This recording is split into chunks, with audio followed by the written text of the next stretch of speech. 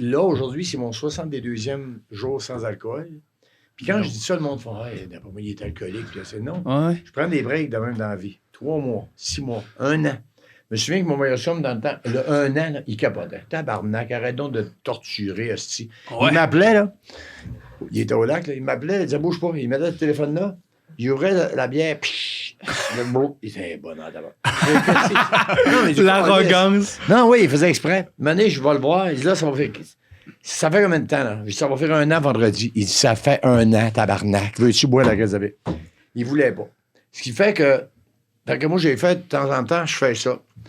Là, 62 jours aujourd'hui. Puis quand on part en vacances bientôt, ça va faire 85 jours exactement. Mais quand m'arriver en vacances, la première chose que je vais faire, on va ouvrir une bouteille de champagne, on va boire. C'est bon. Mais je vais boire pendant les vacances, aucun problème. Puis quand je vais revenir, je vais arrêter de boire. C'est quoi le trip de compter les jours, même si c'est pas comme pour... Non, c'est pour le fun de dire... c'est pour le fun de juste... Sans se faire un bout, j'ai pas bu. Mais il y a un petit quelque chose aussi de... Mais j'ai pas de mérite parce que j'y pense pas. Tu sais, j'arrive pas à l'heure le soir où... Tu me lèves pas le matin en shaker, déjà, j'ai pas maladie. Mais l'heure où, normalement, j'ouvrirais une bouteille de vin, elle n'existe plus. Tu sais, j'arrive pas le soir en disant... Les 2 premiers jours, à cette heure-là, je faisais comme... Qu'est-ce que je fais d'habitude à cette heure-là? Ben non, à cette heure-là, d'habitude, tu ouvres une bouteille de vin. Ah, OK, je suis correct. Bon. Et là, j'ai même oublié ce bout-là.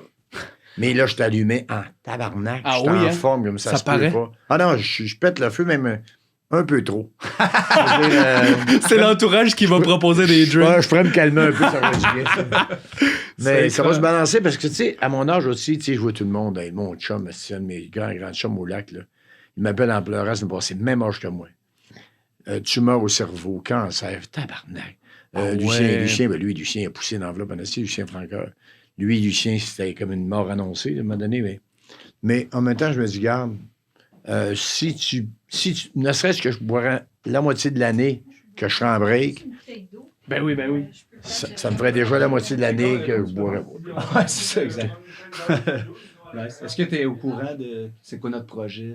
Aucune idée. Parfait. Dans le fond, on est un podcast axé vraiment humour, des conseils pour des humoristes débutants. Yes. Ah, j'aime ça. Vraiment, on veut être le média le plus geek qui parle. Ah, c'est ça que j'ai lu. C'est vous autres, ça. Oui, exact. C'est nous autres. C'est ce que je disais là, sur les gens qui parlent, c'est eux autres qui parlent de l'humour, les jeunes aujourd'hui, de l'humour, l'avenir de l'humour dans la censure. Ah, bravo. Ouais. On essaie d'être le plus geek possible. Ben, ça va être le fun parce que ça va me possible. sortir de mes réponses. Pas de mes réponses, mais des sujets habituels. Ouais. J'imagine. Je pense qu'il tournera pas plus que ça. Il va tourner le tabarnak. C'est vraiment ça. Brise rien, Michel. Ça, c'est déjà mieux. Je suis pas sûr que j'ai bien fait ça. On parle de pas de moi. problème, Si on essaie de parler le plus geek possible de démarche et tout. Moi, ça fait 5 ans que je fais du stand-up. J'ai travaillé au bordel ici. J'ai travaillé avec Marc, justement. Fait que, tu sais, moi, les conversations de démarche puis de ces affaires-là, puis de comprendre comment les gens arrivent avec des shows, des projets. J'adore ça, tu sais. Ah, yes. Puis Phil et auteur aussi, gradué de l'ENH. Oui, exact, en humour, avec plein d'humoristes qui débutent. Là, mais c'est drôle parce que, tu sais, moi, ça va faire 42 ans, là. 42 ans. Ça fait que, puis, tu sais, dans le temps, l'École nationale de l'humour n'existait pas. Fait que le writer, là, c'était ton chum qui disait, non, t'es drôle, mais il monte pas sur la scène. Tu sais, mais j'ai des chums qui étaient super drôles dans la vie, mais si tu disais, monte sur la scène, tu sois drôle. Ouais. Demain, je dis pas que c'est ton cas, là. Les ils ont attentes réalisé sont que c'était différentes. pas la scène. Ils peuvent être drôles là, ils peuvent écrire drôle, ils peuvent avoir des crises de bonnes idées parce qu'ils n'ont pas la pression de livrer ça sur la scène après. Tu sais. On va parler. On est prêt, on est là. Ben, justement, je trouve ça drôle parce que j'écoutais l'entrevue que tu as faite avec Marc Boileau. Tu permets que je tutoie pendant l'entrevue. J'espère que... Incroyable. Je préfère demander tu par vois respect. ça, vous? Alors, vous, M. Barrette, au foyer, ça va-tu bien? Sont-tu tannés, la bouille On sait jamais. C'est parce que j'ai tellement de respect, mais je préfère dire le dessus. Mais, ça te coûte une bouteille d'eau, ça. Mais oui, je suis super content qu'on te reçoive ici au bordel. C'est la T'as eu de la deuxième... misère à pas me dire vous, hein? Oui. À cause de ma tête, c'est ça, je t'ai dit, le vieux monsieur, on va l'appeler vous. J'ai vu le blanc dans la barbe, puis j'étais comme ça, on vous voit d'habitude. Ben oui, tellement content de faire ça au bordel. La dernière fois, je pense que t'es venu, c'était pour le sous-écoute, probablement. avec Mike. Avec Mike. Ouais, D'ailleurs, Mike n'est pas étranger au fait que de mon nouveau spectacle. Parce que, je vais t'avouer une affaire. Moi, l'histoire des podcasts, je savais pas c'était quoi. Ouais. Tu sais, c'était comme une rumeur. J'entends des podcasts. Je suis sur Internet. Mike m'invite ici en bas à faire le podcast. Je débarque. J'ai débarqué 2 fois, je pense. Ouais. Puis, je fais ça. Puis, à un moment donné, je rencontre un jeune qui me dit « Hey, quoi? Toi, t'es un vieux délinquant. Comment ça? T'as volé le pick-up de la commission scolaire que t'es ado. » Je dis « Qui c'est que t'es dit ça? » Un podcast à Mike. L'open Mike, c'est ça, l'open Mike? Le sous-écoute. Sous-écoute. En tout cas, ça. Oui. Fait que là, j'ai dit à mes fils, y a-tu du monde qui écoute ça, l'affaire à Mike? Ils ont dit, t'es pas sérieux. Là. Tout le monde écoute ça. Oui, tabarnak. J'ai dit, il y a des affaires que j'ai comptées là, j'aurais jamais c'est raconté. 1 million d'écoutes par mois, toutes plateformes confondues, là, Mike. C'est le plus gros podcast francophone, en fait. Je me serais tellement censuré si j'avais su. Je pense que c'est pour ça qu'il l'a pas dit avant. Ouais, mais en même temps, mes fils ont réagi, ils disaient, pourquoi pas? Pourquoi tu pourrais pas... Ce que tu comptes au souper, ce que tu comptes quand on a été chum, là, ben, c'est ça. J'ai pas tué Kennedy. Là. À partir de là, je peux compter n'importe quoi. C'est vrai. Et c'est un peu pour ça que maintenant je monte sur scène. Alors, la formule de Mon Histoire, mon nouveau show, c'est 2 chaises. Dans le fond, c'est un podcast devant un public. Oui. Mais sans que ça soit un podcast. Ouais. Pose-moi des questions, je te réponds. Puis comme à chaque soir, c'est une personnalité différente à côté de moi qui me pose des questions, ça amène à des sujets différents. Puis ce qui me permet de faire ce que j'aime le plus, c'est-à-dire raconter. Mais t'as toujours une histoire, Tout peu le importe temps. ce que les gens proposent comme sujet? Oui, j'ai fini par croire que j'étais un extraterrestre parce que quand j'étais à Flo, exemple, mettons 16-17 ans, le lundi matin à Polyvalente, « Hey, qu'est-ce que t'as fait dans votre semaine? » « Ah, ben tranquille. »« Ah, ben, bon, t'as fait quoi? »« Dans le chalet. » Et on a fait un feu. Et il y avait rien. Mais le chum, on dirait qu'il n'y avait pas de vie. Moi, j'avais de la. Moi, je descendais à Côte-du-Royal, je faisais un Wally, la police est arrivée, m'a arrêté. Il ne savait pas comment faire d'une étiquette un gars de 16 ans en vélo. J'avais tout le temps quelque chose. Ou si c'était pas moi, c'était mon grand-père qui a fait une niaiserie ou ma mère. Ou... je sais pas si j'avais déjà ça ou j'avais une vie d'extraterrestre, mais j'ai toujours eu. Je faisais pas de l'humour. J'étais juste un étudiant de Polyvalente qui jamais le monde dans le corridor pour lui compter des affaires. Mais c'est tellement drôle, mais c'est quoi l'essence du fait que c'est ce cerveau-là? Parce que, mettons, quelqu'un qui vit la même journée que toi, la personne va dire, ben, j'étais allé au chalet pis c'était bien le fun. Non. Mais toi, tu vas la raconter sous forme d'anecdote. C'est quoi dans le cerveau qui fait qu'on a le goût de raconter? Je pense que je suis né comme ça parce que j'ai été entouré de gens comme ça. C'est mon oncle, je pense entre autres de mon oncle Rémi, il arrivait toujours de la pêche puis de la chasse. C'était jamais j'ai pêché 8 poissons que j'ai tué. Non, c'était toujours une aventure incroyable. Même s'il inventait la moitié de ce qu'il disait, je réalisais pas, j'étais trop jeune. T'sais. Lui, il inventait beaucoup. Mon grand-père lui racontait, mais il inventait rien. Ça a pris des années avant de comprendre que les histoires de mon grand-père avaient été vécues parce que les gens me disaient « Hey, toi, j'ai connu ton grand-père, puis il me contait une anecdote. » Ah oui, mais il comptait ça, je le croyais pas. Il a vraiment fait ça. Ah, ton grand-père. Alors, comme j'ai été élevé dans cet univers-là, moi, je suis passé de pas un mot sur la game, là, un enfant dans le garde-robe, introverti total, qui parle à personne, pas d'amis, il veut pas aller jouer dehors, à l'explosion. Quand on m'a donné la parole, on a dit que je m'étais retenu pendant 15 ans, puis là, tassez-vous, j'ai 15 ans à reprendre, puis je vais les reprendre. T'sais. Mais l'intention, est-ce que c'est j'ai de l'attention, j'aime ça, j'apprends. Sûrement. Ou c'est rassembleur, c'est comme je veux qu'on aille un moment. Soyons honnêtes. C'est d'abord l'attention, ce qu'on veut que les gens nous aiment dans la vie. Puis aussi c'est que, tu sais, t'es ado. Quand tu racontes dans ta crowd, en face de toi, il y a aussi des filles. Là, ils ont l'œil brillant parce qu'il est donc bien drôle, lui. Ça attirait l'attention et ça attirait des gens autour de moi que j'aurais jamais cru qu'ils m'auraient parlé ou qui seraient intéressés à moi, même si je n'étais pas le corps arrière de l'équipe de football du collège. Tu sais. Fait que ça devenait ça la distinction pour se démarquer dans son milieu, finalement. Oui, exactement. Moi, je me démarquais à cause de ça, puis je me démarquais vraiment parce qu'il n'y avait personne pour me relancer. Il n'y avait personne dans l'école. Je me souviens de personne qui racontait comme moi, tu sais. Il y en avait des drôles, mais pas autant que moi.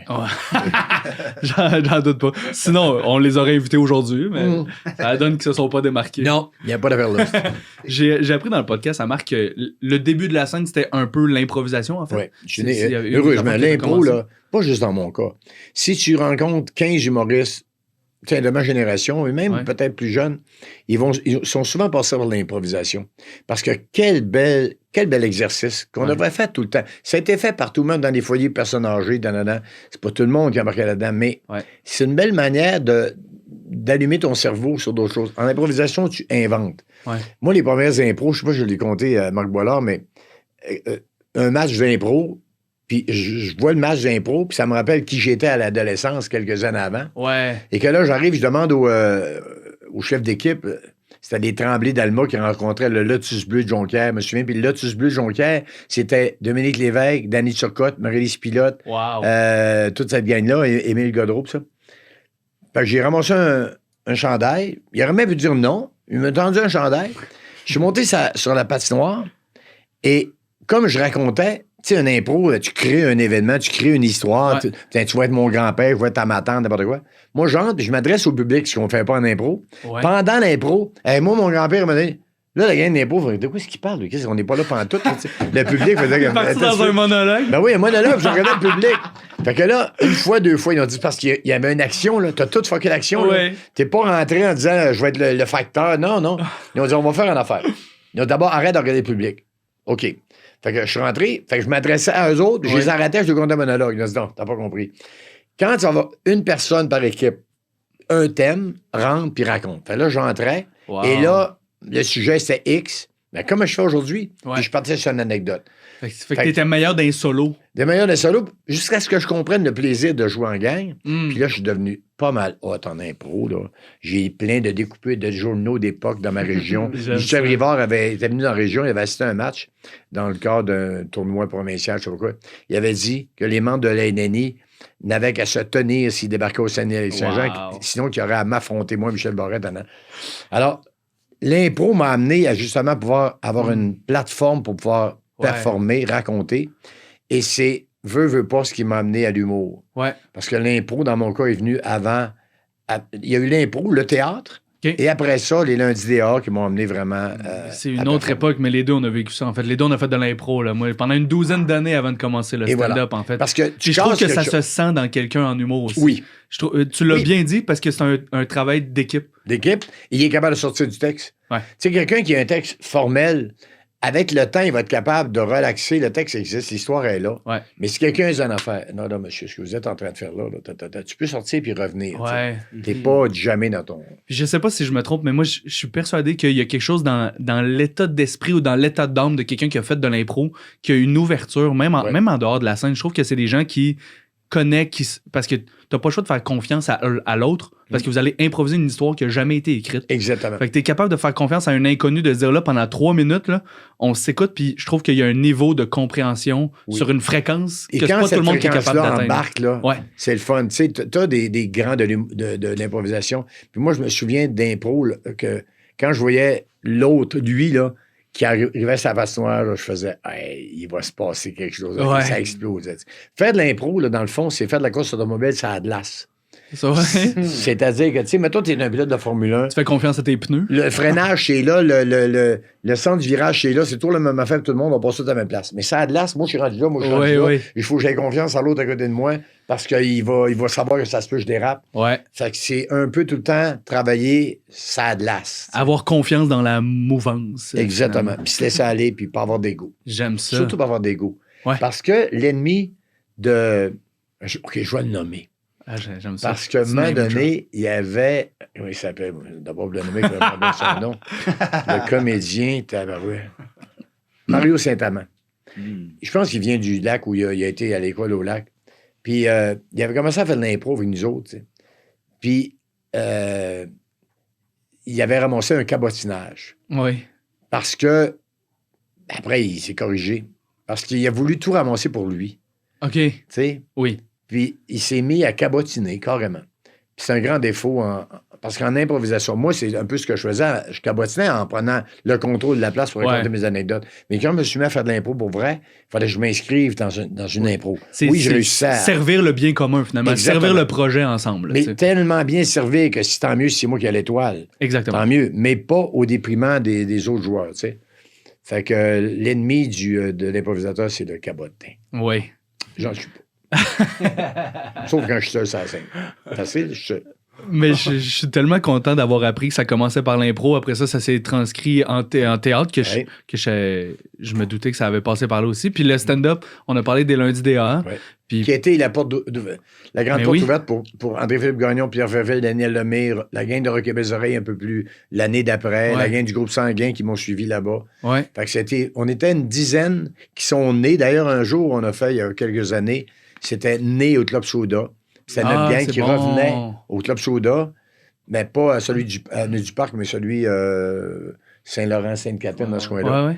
Et on venait célébrer qu'on était tous nés à quelque part Malade. au lundi des Arts. Mais il y avait combien de places à l'époque, Club Soda? Parce que dans ma tête, aujourd'hui, c'est genre 400-500 personnes. Oh, mais là-bas, c'était plus.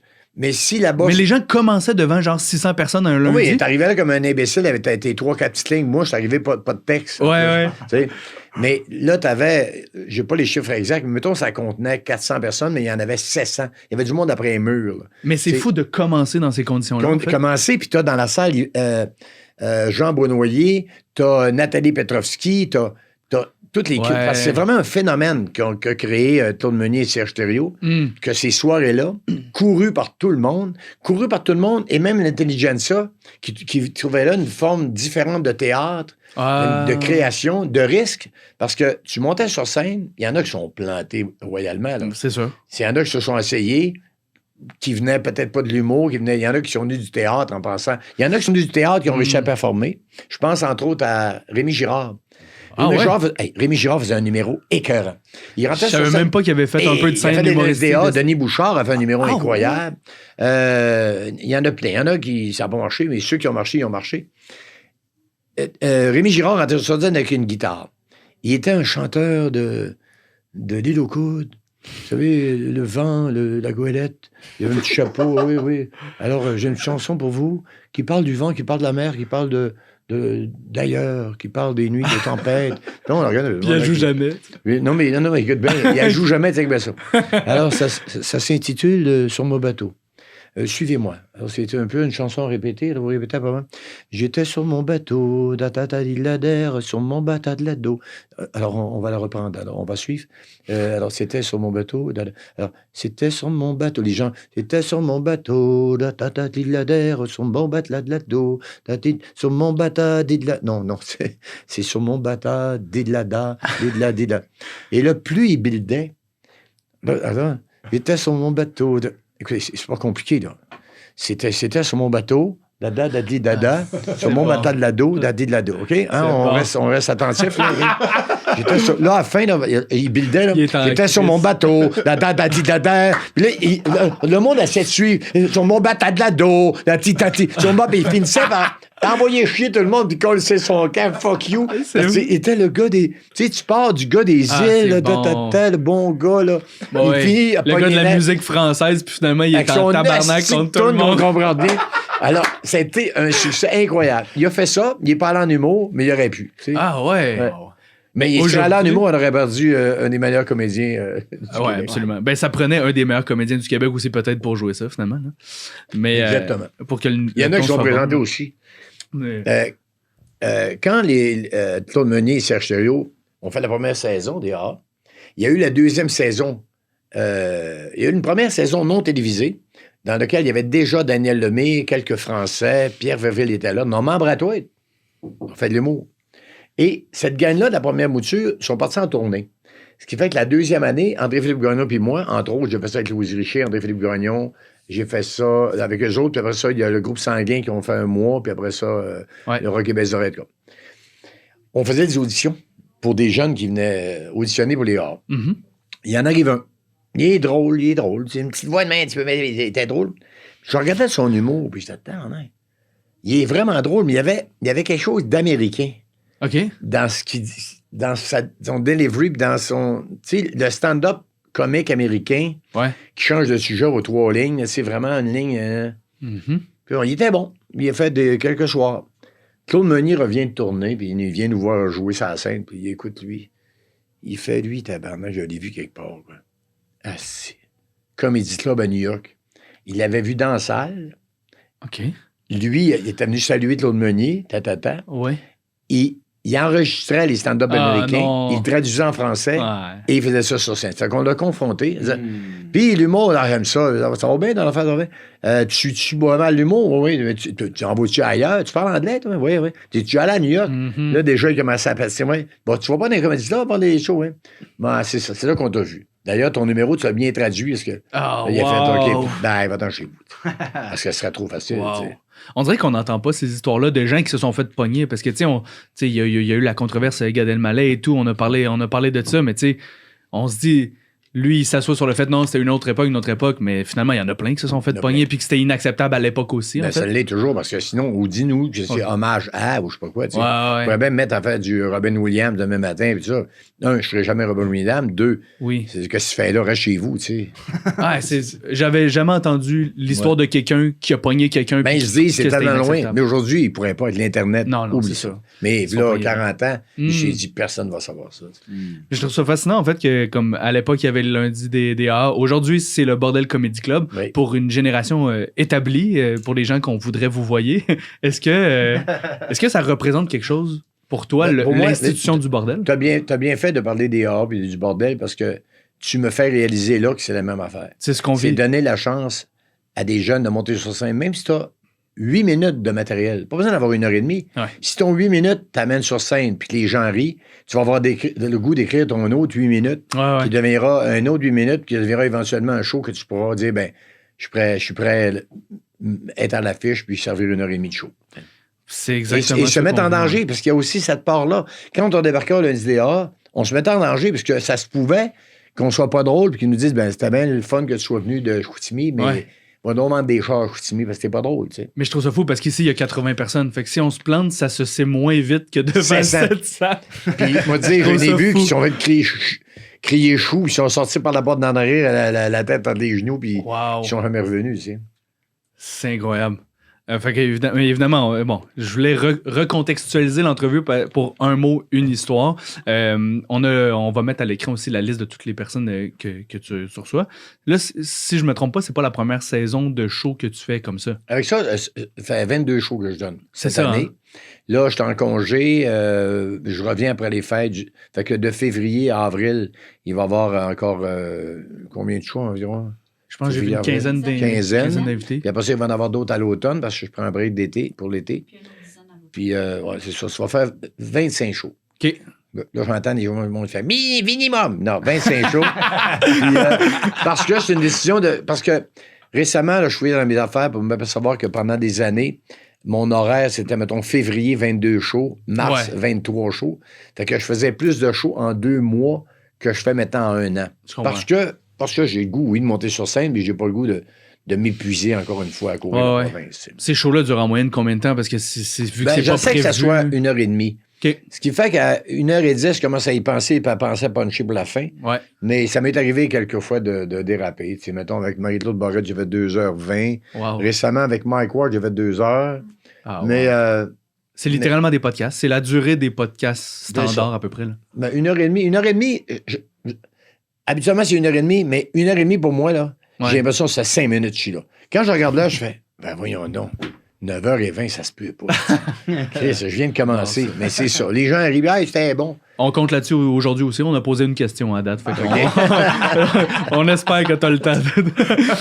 Mais moi, je veux comprendre, tu sais, là, ce show-là a été construit, j'imagine, à partir du moment où tu as compris que tu es meilleur quand quelqu'un te feed un sujet, te donne quelque chose, puis tu racontes. Mais... Non, pas meilleur. C'est-à-dire que si tu écris un show formel d'humour, les gens viennent, puis il faut que tu sois efficace pendant 1h30. Je comprends. Une ligne, une joke. Tu t'embarques dans une histoire, début, milieu, fin, punch, change de sujet. Tu sais, on fait plus de blagues. Quand j'ai commencé, on faisait un numéro black. On changeait comme un sujet, la lumière ouvrait, puis on partait sur autre chose. Maintenant, c'est un long fil d'anecdotes qui se recoupent comme de la saucisse, là, mais qui sont qui a une manière de les attacher ensemble, pas qu'on voit le lien. Mais ça, c'est un show d'humour formel.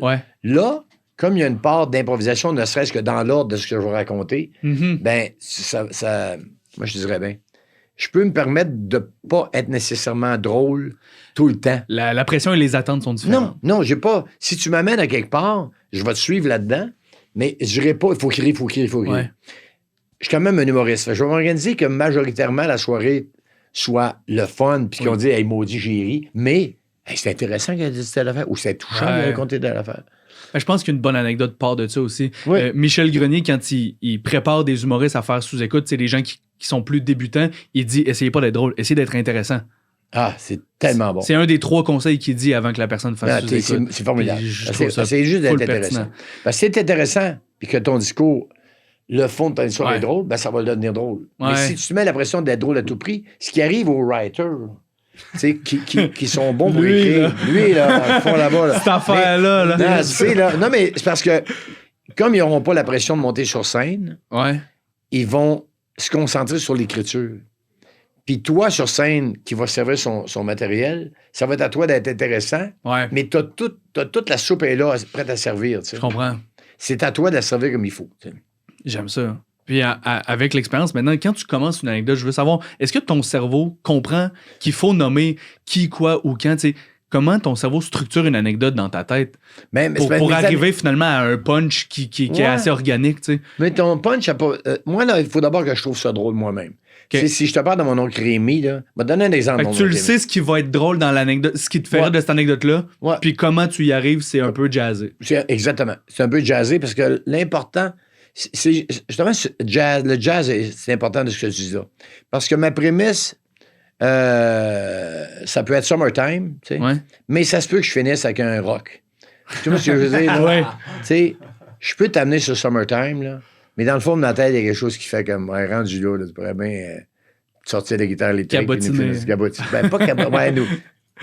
Jazzé. Ouais. Tu sais, fait que c'est un feel avec le public aussi, finalement. Gilda Roy avait dit, Michel Barrette, il jase pas, il jazz. Il a fait, tabarnak, c'est hot ce qu'il vient de dire. Parce que moi, c'est pas juste question-réponse, c'est on va embarquer dans une aventure. Si je te mène à un sujet, je vais te mettre en scène d'abord. Le lieu, va te parler de la personne dont je vais te parler, il faut que tu la vois dans ta tête, il faut que tu sois sur le lac. Tu sais, mon oncle Rémi, là, qui était chasseur-pêcheur, m'a vous compter, tu sais. Lui, il était chouineux. Lui, il racontait des affaires. On devine que c'était pas vrai, mais c'est pas grave. Quand j'étais jeune, je le croyais, puis les autres autour, personne disait, ben voyons donc. Non. Il était pas dans la famille question que quelqu'un, ben là, peut-être que j'agère ou humain. Non. Quand il se mettait à parler de sa chasse à l'Orignal en canot.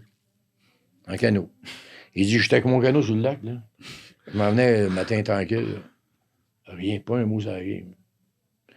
Il y avait une butte, une montagne, avec un boc. J'avais jamais vu un boc de même. Le panache large de même. J'avais ma carabine dans le fond du canot. Je m'en viens tranquillement, je sors ma carabine. Pouf! Je tire l'Orignal. L'Orignal commence à débouler la montagne. Je m'approche tranquillement, tombe dans le canot, je vais pas avec. Vous voyez, vous riez. Of course. Mais lui, il riait pas, là. Il finissait pas en disant, non. C'était son histoire. Moi, quand je le croyais, je connaissais à mes chums dans un cave en Estie.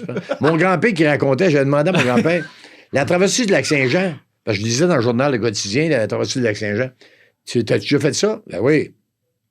J'ai fait ça l'hiver. Ben, il me contait qu'il traversait le Lac-Saint-Jean l'hiver, puis que la glace avait jamais, il y avait son bras qui sortait de même. Puis ta grand-mère, c'est le même qu'on s'est connu. Elle voyait le bras qui dépassait de la glace. Elle a passé l'hiver, elle venait me masser le bras pour que ça circule. Puis du au printemps, quand de la glace a calé, j'ai conduit à la course.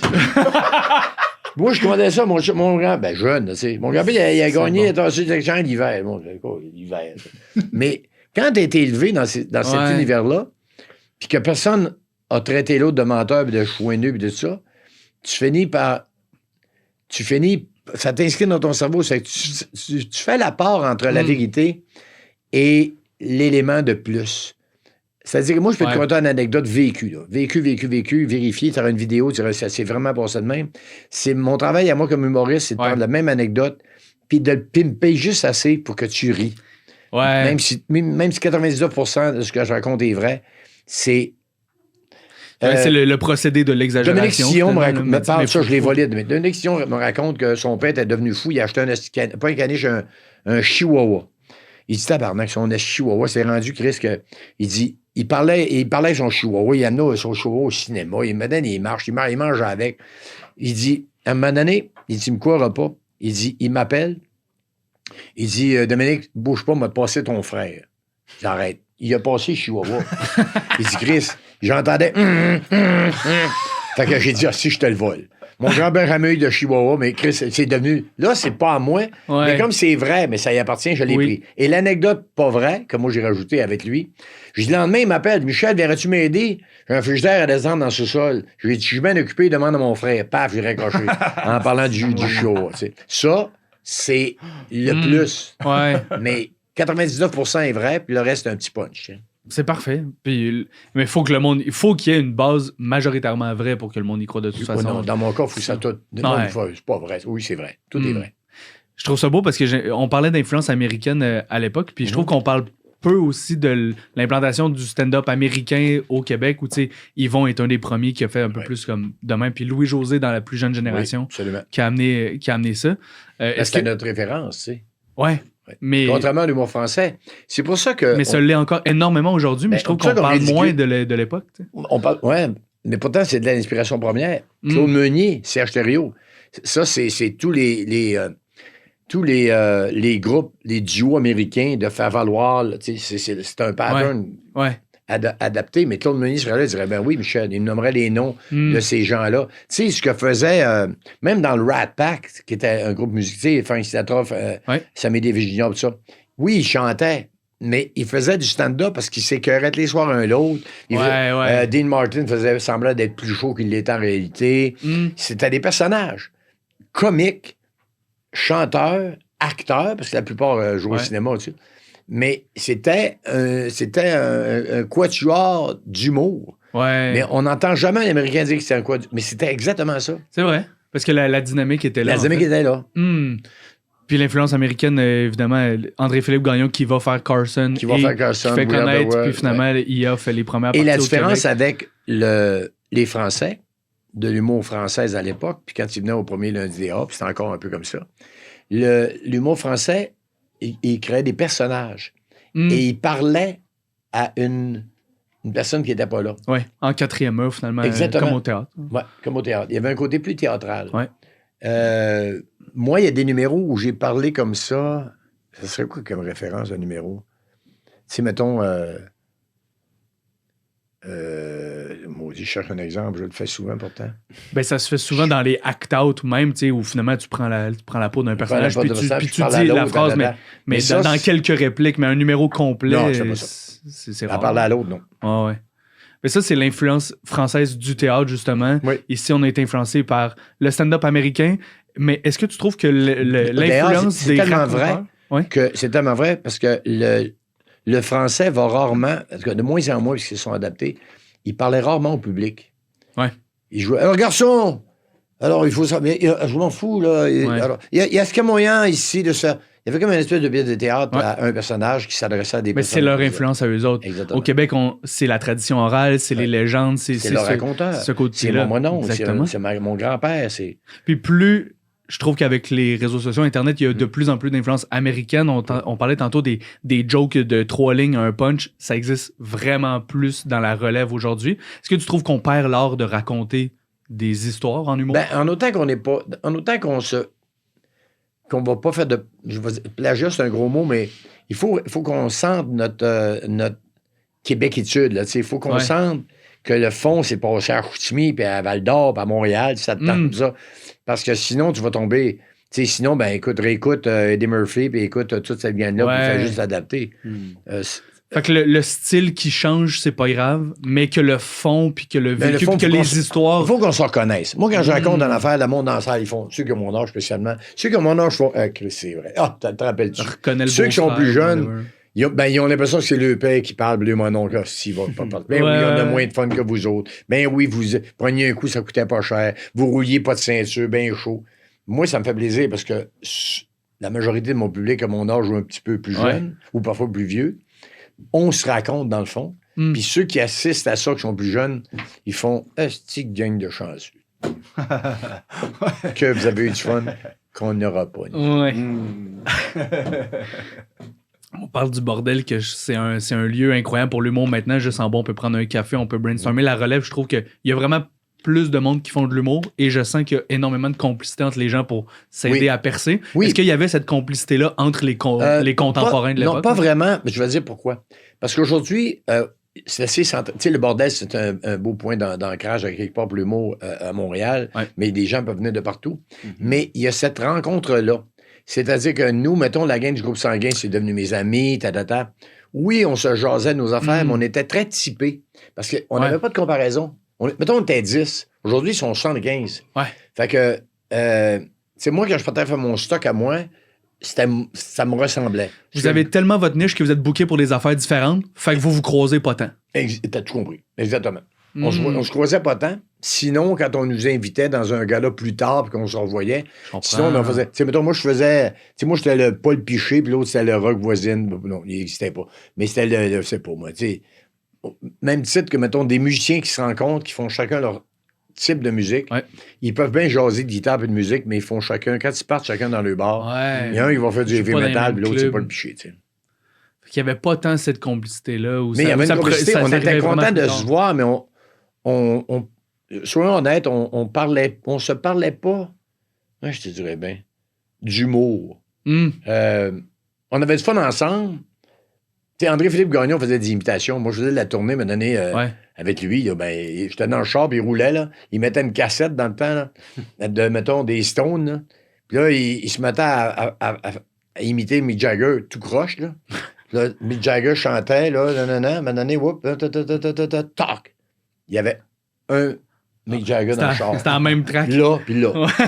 Tu sais, tranquillement, son affaire, paf. Puis là, il changeait de tune, changeait de cassette, tac. Il rodait ses imitations dans le char avec toi. Oui, parce que le système de son était bon. Puis je ne fais pas l'aider, je suis tellement pas bon en imitation. Tu comprends? Puis moi, quand il était tanné, il faisait ses imitations, mais hey, André, il faut que je qu'on en fait. Mon grand-père. Fait qu'il ne pouvait pas m'aider, il ne pouvait pas l'aider. J'admirais ce qu'il faisait, puis je pense qu'il respectait ce que je faisais. Puis... C'est tellement étrange parce qu'en fait, ça reste des métiers similaires, puis ça reste que c'est la personne qui peut le mieux comprendre ta réalité. C'est du monde que horaire atypique, beaucoup de routes, travailler le soir. Mais aujourd'hui, je pense qu'entre vous, parce que je sais qu'il y a plein de jeunes, j'appelle ça des jeunes humoristes, tu sais, qui se connaissent, qui se croisent, qui viennent. Je suis pas si jeune, j'aimerais ça que tu me vous vois. OK, oui, Vous, tu parles de toi pis qui, là? Mais tu sais, mettons, Louis-José va me dire, je suis allé roder des numéros au bordel. Je sais, Chris, t'es en tournée partout, ton show, mais tu vas quand même risquer ta peau. Ouais. C'est la meilleure manière, parce qu'au lieu de risquer ce nouveau numéro-là au milieu d'un show devant 1300 personnes, si tu viens le roder ici, là, tu peux l'inclure dans ton show. Oui. Tu fais comme, je l'ai checké, ça marche. T'sais. Au lieu de prendre le risque que ça paraisse que le numéro est plus jeune à travers le reste, tu viens dans un contexte où tout le monde travaille des nouvelles affaires. Exactement. Mais il y a quand même le niveau est quand même élevé. Et en même temps, t'es pas tout seul. Fait que ce soir-là où il va être là, il va y avoir d'autres de ses chums ou d'autres qu'il connaît pas qui vont voir, ils vont découvrir l'humour des autres. T'sais. On l'entend beaucoup, en fait. Moi, j'ai que des bons mots à dire sur le bordel. J'ai travaillé ici 1 an en sortant de la pandémie pour me renourrir au maximum de stand-up puis entendre le rythme des rires du public, là, tu sais.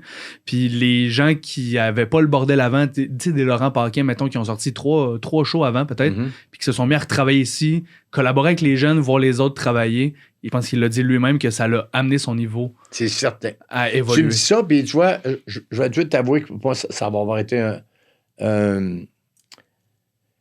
moi, l'avoir échappé, celle-là, parce que je suis sûr que ça m'aurait apporté quelque chose. Mais, sais-tu quoi? Soyons honnêtes, est-ce que j'aurais eu le courage de le faire? Est-ce que j'aurais eu le courage de me présenter ici, moi, 68 ans, sur la scène, à travers cette génération-là d'humoristes? Tu sais, est-ce que... OK, je vais une drôle de bizarre de comparaison. Est-ce que Maurice Richard embarquait sur la patinoire avec les joueurs du Canadien aujourd'hui? Ou s'il aurait peur de dire, c'est sûr que je patine pas aussi vite que vous autres. C'est sûr que mon bâton est en bois. C'est sûr. Tu comprends? Est-ce que sur le banc, il montre ses stats aux autres. Il est comme, non, mais j'étais bon. Là, ouais, mais il y a ça. En 58, il y a un coupe Stanley. Ben oui, c'est en 58. Ouais. Je sais, je comprends l'aspect de courage, mais d'un point de vue de gars qui commence aussi, ça vient aussi avec un privilège de ne pas avoir à le faire aussi. D'avoir travaillé tellement fort que... Il y a une situation d'établi dans le sens que je sais pas si t'es à l'aise avec ce terme-là, mais en humour, on te considère comme une légende de l'humour. C'est que t'as tellement travaillé que t'es rendu à un niveau où les gens te connaissent et ils vont se déplacer pour être avec toi. T'sais. Ouais, c'est l'avantage de la durée. Tant mieux, les salles sont pleines parce que les gens ils savent à quoi s'attendre. En barrette, on sait ça va. On sait on sait pas ce qu'il va dire, mais on sait dans quel univers il va nous amener, c'est toujours le même, tu sais. Puis je me dénature pas. J'ai déjà... Ma blonde est là pour me le dire. J'ai déjà essayé de faire de l'humour politique, tout ça. Elle venait me voir. Elle dit... T'es-tu en train d'écrire Daniel Lemire? C'est quoi, là, tu sais? Parce que, non, toi, c'est pas ça. Moi, là, je lis pas le journal en disant... le matin, faut que je fasse des jokes sur le 25% que Trump veut nous imposer. Je laisse la place à ceux qui se nourrissent de ça. Moi, je trouve ça ennuyant. Je trouve pas ça ennuyant de le voir, quelqu'un de faire son sein. Mais moi, de quoi il parle? Il n'a pas vécu ça. C'est pourquoi Mais c'est pour ça que je trouve ça aussi beau le projet Un mot, une histoire. Parce qu'en fait, il y a une catégorie de gens qui viennent juste pour être dans la même salle que toi pendant un soir. Juste pour vivre l'anecdote de j'ai vu Barrette en show ce soir.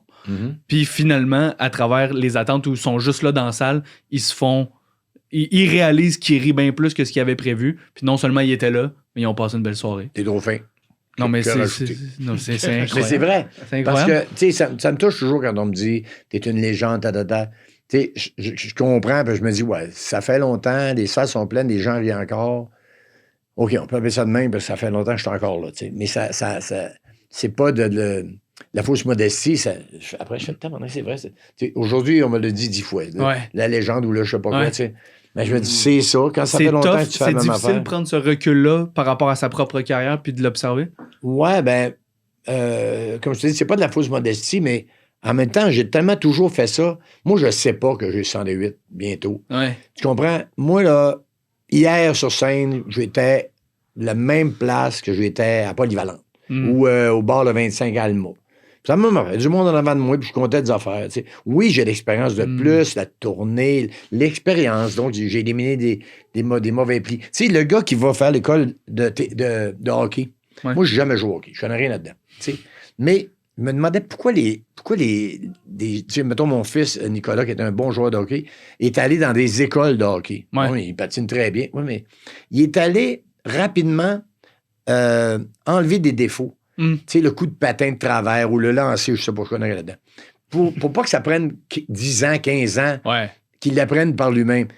Le gars qui s'est battu dans la ruelle, là, quand tu vas l'envoyer à l'école de boxe, t'as pas besoin de lui dire de protéger ses côtes puis de garder sa garde haute. Pourquoi? Il s'est fait péter le nez 50 fois. Est-ce qu'il sait pourquoi il faut garder la garde haute? Il sait c'est où qu'il a eu mal. Il sait. Bon, alors, moi, là, je me suis battu dans la ruelle longtemps. Et j'ai jamais été à l'école d'humour. Pourquoi? Parce que je me suis planté. Il y a des fois que j'étais sûr que c'était drôle. Puis, je te parle des débuts, là. Finalement, c'était pas si drôle. Ce que je pensais être bien drôle n'était pas. Ce que je pensais être demain était super drôle. Fait que je me suis formé moi-même. Mais si j'avais été à l'école de l'humour, pas trop tôt, parce que j'aurais pas voulu entrer dans un moule. J'ai eu le temps en même temps de vraiment établir qui j'étais. Qu'est-ce qui me faisait rire, moi? C'était quoi ma différence? Mais si, rapidement, on s'était mis à me dire, ben là, mettons, on m'avait dit, tu parles trop vite. Fini. Je suis pas là aujourd'hui. Ton grand-père, on en a assez. Ou sors du vaccin. Tu sais, mettons, on m'avait dit, essaie d'être plus contemporain. Essaie d'être plus collé sur l'actualité. Je dis pas que c'est ce qu'ils font à l'École nationale de l'humour. Mais ma peur, à moi, ça aurait été ça. De me dénaturer. Il y avait Mais si je me trompe pas, c'était plus difficile d'avoir beaucoup d'opportunités de jouer à l'époque. Fait que ça devait être une force essentielle de s'auto-observer pour savoir ce qui marchait par rapport aux autres. Difficile et non. C'est que comme on est sorti 10 des lundis des A, il faut penser au phénomène des A. Les A, là, quand ça s'est spreadé à la TV et tout, là, il y avait à Val-d'Or, les mardis des A, à Gatineau, les mercredis des A, à Chibougamau, les jeudis des A. On pouvait jouer tous les soirs. Je comprends. On était 10. On avait le marché à nous autres. Fait qu'on a fait la province. Puis là, justement, on était plusieurs humoristes ou juste André-Philippe Gagnon, puis moi, des fois, on arrivait, puis il y avait JC Lauzon qui faisait des mots dans ce temps-là. Fait que là, on choisissait l'ordre des shows. On était 3, on était 4. Des fois, il y avait un humoriste local qui s'essayait. Puis de jouer avec ces 10-là, tu peux facilement te comparer puis te dire, ben, je vais être différent un peu des autres. Ouais, mais on n'était jamais 10 à la même place. Mais mettons, je sais pas, moi, André-Philippe pouvait jouer à Val-d'Or pendant que moi, je jouais à Gatineau. Mais on avait de la place pour roder. Puis le rodage, c'était simple. Il rit-tu ou pas? Puis des conditions, là, faire des shows dans des discothèques. Le gars s'appuie dedans, c'était à moitié chaud, t'es en train de cruiser à la fille, il arrête la musique, ouvre les lumières. Hey, c'est-tu un turn-off total? Tout le monde nous haïssait. Parce que le gars, il nous trouvait, hey, on va aller mercredi chez nous. OK, salut le gars. Yeah, ça va bien. Mais rien dans tabarnak. Ça allait bien de la fille, moi, là tu viens de tout me gâcher. Il fallait tes ramasses. C'était pas si évident que ça. Fait que on était vraiment dans la ruelle avec un coup de poing, là. Il y a quelque chose d'étrange dans le milieu. Le paradigme a changé parce que le bordel a amené tellement des bonnes conditions à Montréal. Finalement, les gens en région ont appris comment gérer une soirée d'humour. Ben, on ferme les TV des bars, on met un son, des lumières et tout. Fait qu'il y a des bonnes conditions un peu partout, mais ça fait que on a peut-être des conditions moins difficiles qu'avant. Ce qui fait que ça peut être plus long à prendre des grosses leçons de même. Mais plus de compétition. Oui. Vous êtes tellement beaucoup que la difficulté vient pas de l'ambiance ou du lieu, vient du fait que tu es là en attente. Se démarquer des autres. Hey Chris, t'es le 5e, puis le 4e, dans le monde est debout, puis ça crie, là.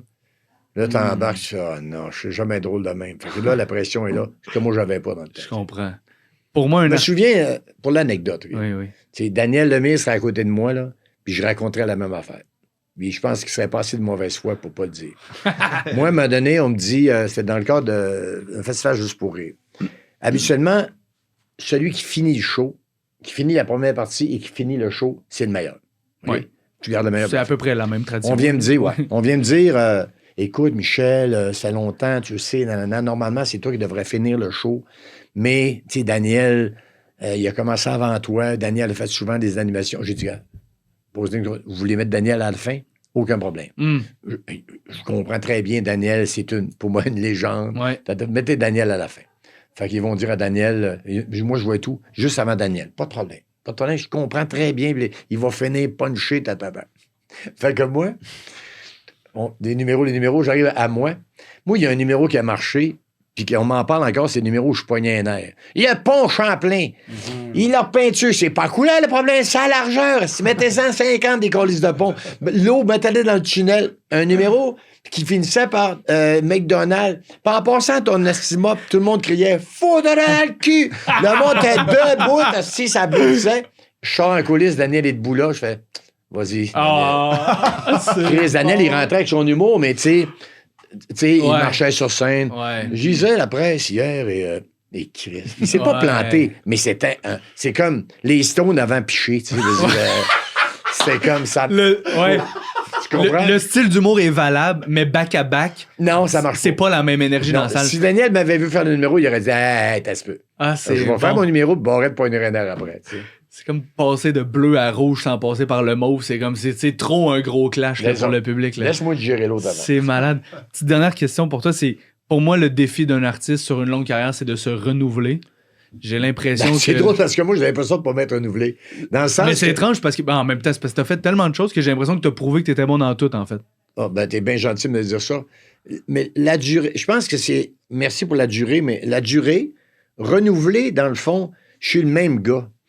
Yvon Deschamps, en un, est le même dans ma tête à moi que Yvon Deschamps. Il n'a pas changé de discours. On le reconnaît. C'est cette musique-là, cette musique comique-là qu'on reconnaît. Tu comprends ce que je veux dire? Moi, ça m'a m'a fait barrette. Il va nous conter un assis d'affaires qui en 74 ans, son grand-père. Puis c'est comme ça, puis c'est le même que les gens aiment. Puis ça peut être une anecdote récente. Hey, mon fils est rentré au collège à 18. Hey, pas drôle. Lui, avant, c'était un ado. Un ado la semaine passée. Savez-vous, c'est quoi un ado? Non. Alors, moi, ça, c'est ma manière. Les gens, ils font « Ah, c'est barrette. » Et ils nous comptent à sa manière. T'sais. Moi, je pense que ma fierté, c'est la durée, mais l'authenticité. C'est-à-dire que je restais le même gars. Le même gars. Moi, aujourd'hui, je suis monté sur scène, les cheveux frisés, large de même, beau petit bonhomme. Puis je suis rendu un bonhomme, pas de cheveux, de 68 ans. Puis les gens, ils viennent le voir pareil. Mais ça, pour moi, c'est ça mon trophée à moi. Vous êtes encore là. 42 ans plus tard. La salle est pleine, puis vous voyez en plus. Puis les jeunes te vous voient. En plus, les tabarnouches de flou. Merci énormément pour ton temps. C'était vraiment un peu au plaisir. Merci beaucoup. Merci vraiment. Michel. Formidable. Yes. Merci. Pas plus compliqué que ça. J'aime ça, Chris. On est vraiment reconnaissants. Tu vois, là, ça, ce qu'on vient de faire là, c'est un mot, une histoire. Oui, exactement. C'est ça. Un podcast, finalement. Mais c'est ça, c'est un podcast que je fais dans le monde. S'il y avait eu, mettons, 1000 personnes dans la salle, on aurait fait exactement la même affaire. Genre, l'art de jaser. L'art de jaser. Ça fait du bien. Puis tu sais, il n'y a personne qui va changer de poste, là. Non, c'est ça. Chris, c'était bon, c'était intéressant. Ah ouais, il a commencé de même, hein? Ah ouais, j'avais pas vu ça de même. Ouais. Vous êtes vraiment bon. un peu au plaisir. Merci beaucoup. Vraiment. Vous êtes bon, Chris. Incroyable.